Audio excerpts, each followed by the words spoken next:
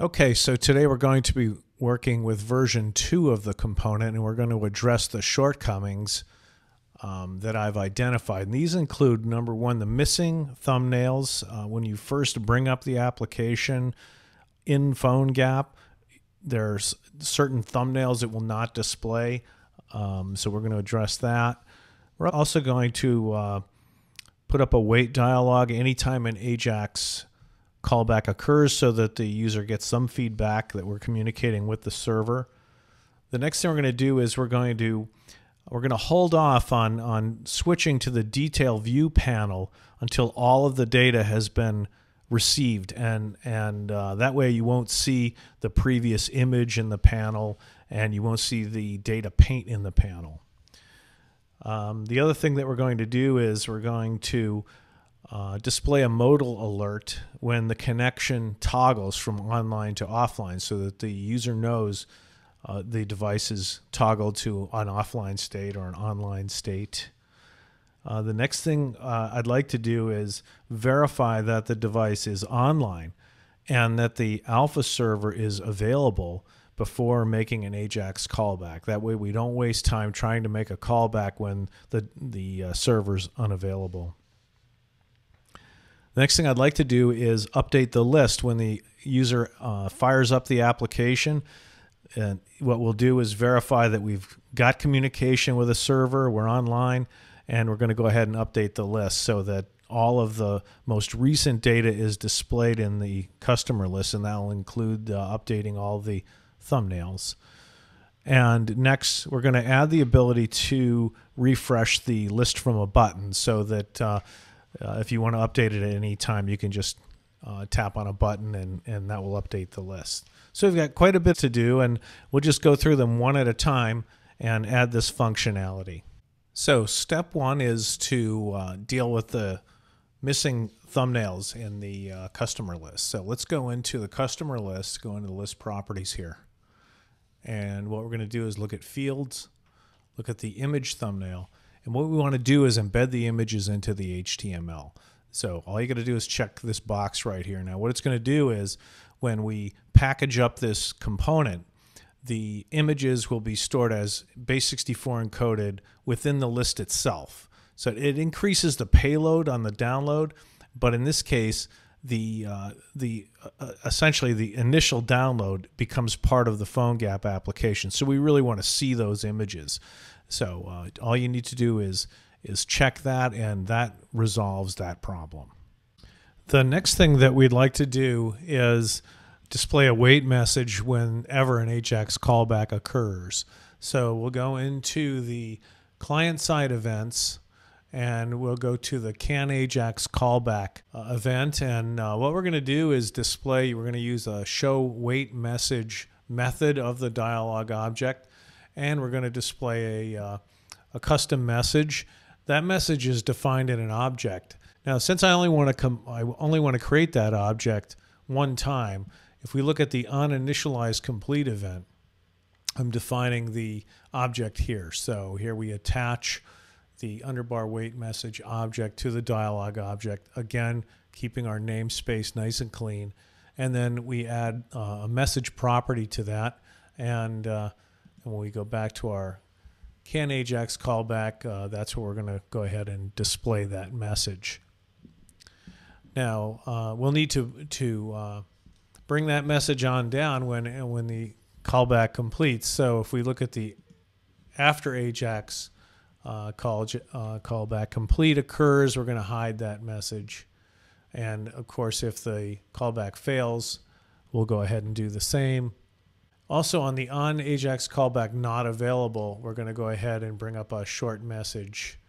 And here I'm using a new plugin. It's a third-party plugin called Toast. Displays a modal window using a native control. And what it'll do is it'll just fade out after a period of time. So those are what we're doing in all the different AJAX callbacks. So the next thing we'd like to do is populate the detail panel prior to showing it. So let's go take a look at how we're going to do that.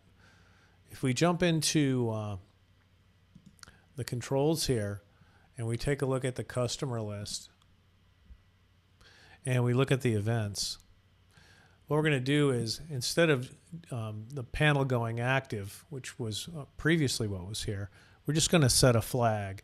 And in this case, again, we're attaching this to the dialog object to keep our namespace clean. And so we're creating this property called show customer detail flag, and we're setting it to true. So when somebody clicks that event, this flag will go true. Then what we're going to want to do is go into our client-side events, and we're going to take a look at the after populate from table event. So what will happen here is this event will fire after all of the data has come in through the AJAX callback. And in this case, we're going to take a look at the flag that we just set. And if it's true, then we're going to transition to that detail panel, the customer form here. And then we're going to go ahead and set the flag to false. So that will make sure that the data is available before that panel ever transitions. Now, the next thing that we'd like to be able to do is display a modal alert when the connection toggles from an online or offline state. So this will happen if there's an actual change in state on the device. So we're going to use the on connection change event, and here we're going to set a variable determining the state if in fact E, and E is a parameter that's returned. We can see that down here. If E is online, then we set underbar state to online, or we set it to offline, and then we just display a short message using the third-party Toast plugin that I talked about earlier, and we say the device is online or it's offline. If for some reason this plugin is not available, it will bring up an alert and do the same thing. Next, we'd like to verify that the device is online and that the Alpha server is available before we make an AJAX callback. So this is a little tricky. Let's see how we're going to go ahead and do it. We're going to come into the onInitializeComplete event and add some code. The first thing we're going to do is we need a flag to determine if the server, what was its previous state? Was it online or offline? So we're going to go ahead and set that flag to true. We're going to make an assumption that it's true when this event fires. Now remember, this event only fires one time. So we'll set the flag to true. We're going to go ahead and install a JavaScript interval timer that's going to fire every 15 seconds. And this is what's going to monitor the availability of the Alpha server. So what we're doing here is we're checking the online status, and then we're using a method of the UX component, the server is available method, which returns a success or fail function. We're defining those functions in line right here. And we have a 750 millisecond timeout. You can adjust this timeout. You want to keep it small, but you want to make sure that there's enough time for you to, verify that this server is available. So, and this value right here determines how often we fire this timer.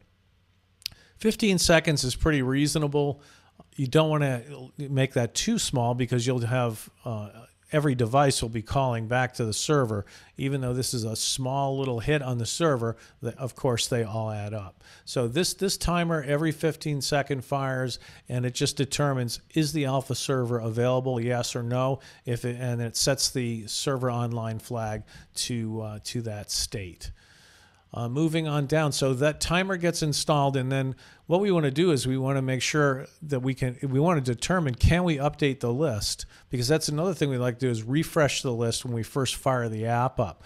So here I do the same thing. I go ahead and check if it's available, and if it is available, then we can see what we're going to do is just refresh the customer list. And if it's not available, we're going to display a short message with, again, the Toast plugin to say that it's offline. So you'll also notice we're toggling the flag here. So if it is available, we set it to true, and if it's not available, it's set to false. And in this case, I've set this at a 1.5 second timeout. I'm just allowing a little bit more time here, because if I can refresh that list, I'd really like to. So that's what we're doing in the onInitializeComplete event. Next, we'll take a look at the can Ajax callback event. We're going to modify this a bit. So because what we want to do is we want to track if the Alpha server is not available, we're not even going to try to do a callback. So we don't want to waste time doing a callback if we know the server's not there. So what we're going to do is add a little bit of code here, and we're just going to check if we're looking at the server online flag. If it's false, then we just return false and we don't let this callback happen. Otherwise, we'll go ahead and show the message, and we're going to go ahead and initiate the callback. And the last thing we'd like to do is to adjust the menu button so we can refresh the list.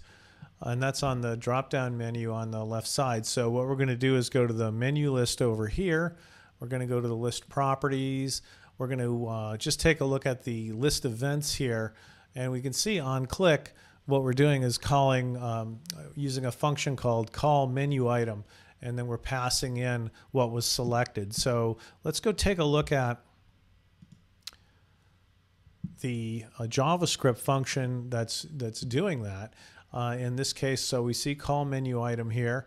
And so if it's the refresh data selection, we're going to go ahead and check the server online flag. If we're online, we're going to go ahead and refresh the list. Otherwise, we'll display a message that tells us that the server is offline. So at this point now, we've accomplished everything we wanted to. Let's go see this in actual operation. So we're going to start out with the PhoneGap App Builder. So go ahead and click the PhoneGap button, bring up the App Builder.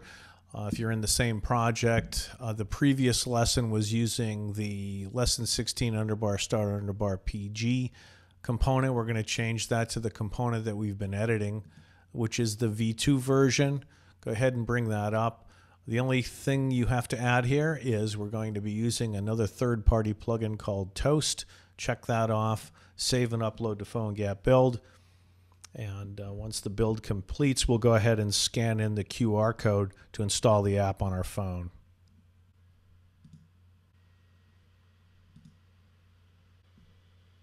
So here we see my iPhone. I'll go ahead and scan in the QR code to install the application.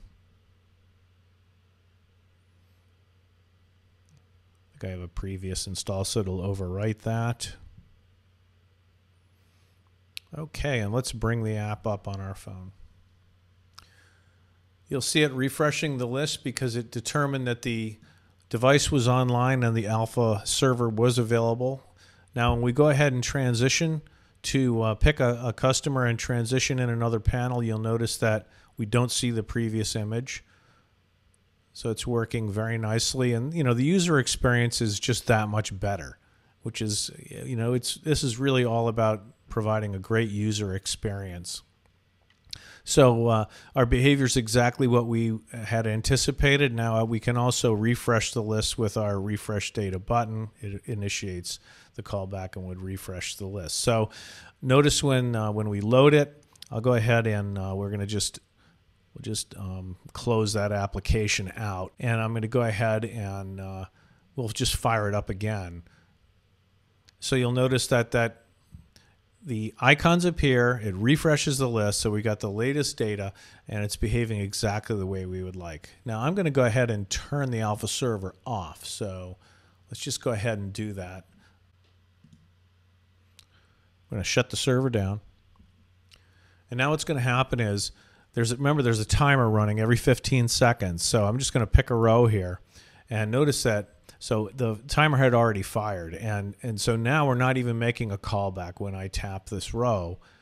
We're just saying, the server's offline. So that's what's going on there. So I'm going to go ahead and we'll just turn the server back on. And it really kind of depends on when I hit it, but there you saw I hit it pretty much after the timer had fired, and it had said, yep, the server's back online and all is good. I can't show you the offline status if I take the phone offline because AirPlay will drop out, but trust me, it does work.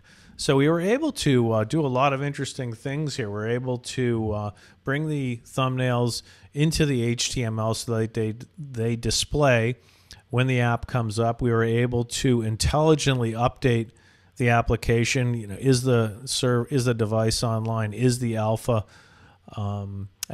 server running? We are also able to delay the display of the information until the callback completes and all of the data is loaded. We're able to display a modal alert if the online-offline state changes on the device, and we added the ability to refresh the list from a button. So we've really made the application significantly better from the previous release by just paying attention to a lot of the little details that make a great app. So I hope that you learned something today.